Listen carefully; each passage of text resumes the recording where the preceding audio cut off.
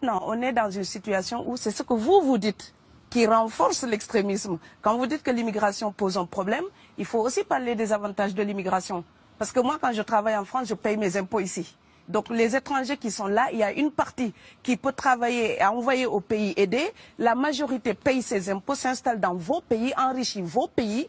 Donc ce sont des citoyens productifs. Après, il faut voir, il y a une minorité qui vient, il y a des morts, certes. Mais je voulais souligner une chose. Le discours que vous avez, il est encore légitime tant que l'Afrique restera muette. Et moi, aujourd'hui, je voulais m'indigner pour le silence de l'Union africaine. Les gens là qui meurent sur les plages, et je mesure mes mots, si c'était des Blancs, la terre entière serait en train de trembler. Ce sont des Noirs et des Arabes. Alors eux, quand ils meurent, ça coûte moins cher. Ici, j'étais venu en 2008 et j'avais dit, l'Union européenne, avec ses flottes de guerre, avec son économie, je vous dis une chose, si on voulait attaquer nos pays ici en Occident, il y aurait des moyens de se défendre. Donc si on voulait sauver les gens dans l'Atlantique, dans la Méditerranée, on le ferait. Parce que les moyens qu'on a mis pour Frontex, on aurait pu les utiliser pour sauver les gens. Mais on attend qu'ils meurent d'abord. C'est à croire que le laisser mourir est même un outil dissuasif. Et je vais vous dire une chose, ça ne dissuade personne.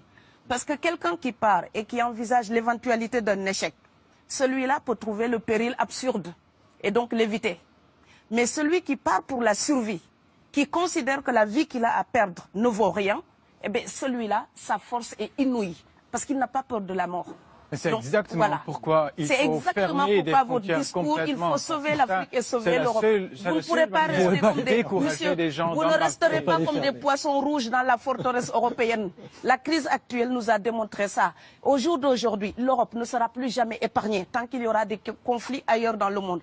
L'Europe ne sera plus jamais opulente tant qu'il y aura des carences ailleurs dans le monde.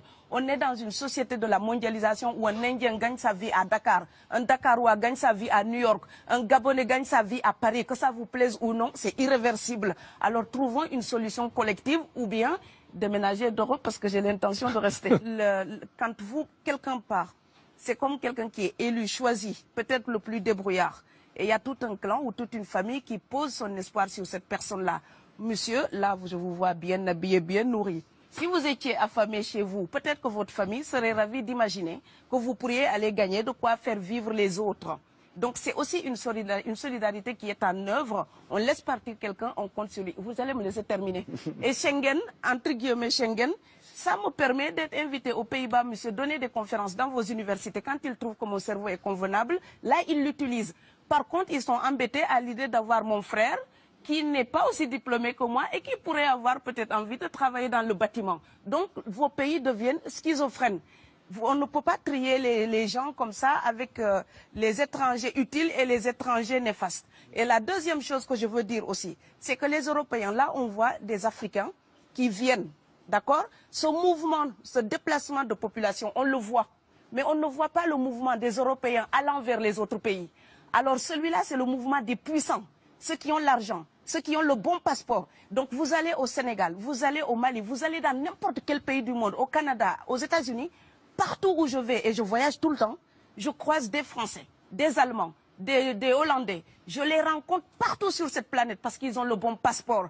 Donc, comme avec l'exotisme, l'Europe s'était arrogé le précepte unique, unilatéral, de l'exotisme. Les autres sont exotiques. Alors que pour quelqu'un de mon village, il n'y a rien de plus exotique que quelqu'un d'Amsterdam. Maintenant, pour l'étranger aussi, pour les voyages des temps modernes avec la mondialisation, quand les pauvres viennent vers vous, il y a des mouvements de foule qu'il faut bloquer. Mais quand vous, avec votre passeport et avec toutes les prétentions que cela donne, vous débarquez dans les pays du tiers-monde, là, vous êtes en terrain conquis. Donc, on voit les pauvres qui se déplacent, on ne voit pas les riches qui investissent dans nos pays. L'Afrique se développe à un taux entre 5 et 10%. Ce n'est plus de la progression, c'est de la surchauffe.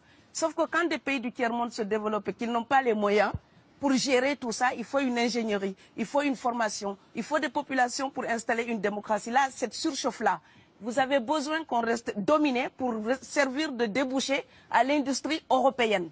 Alors il faut arrêter l'hypocrisie. On sera riches ensemble ou on va se noyer tous ensemble.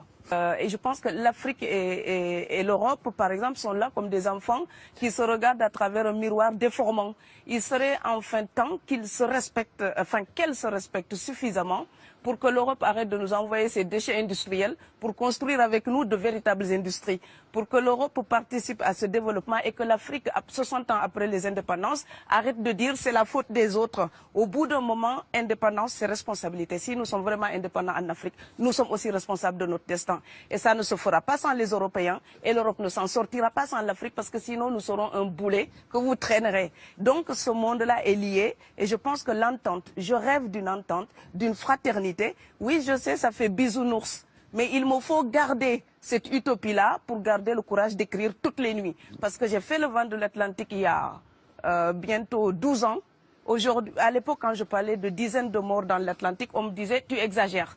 Maintenant qu'on les ramasse par milliers, je suis absolument triste de devoir réaliser tout simplement qu'en tant qu'auteur, je ne fais que répondre à l'injonction de Schiller. La dignité de l'homme est remise entre vos mains, gardez-la.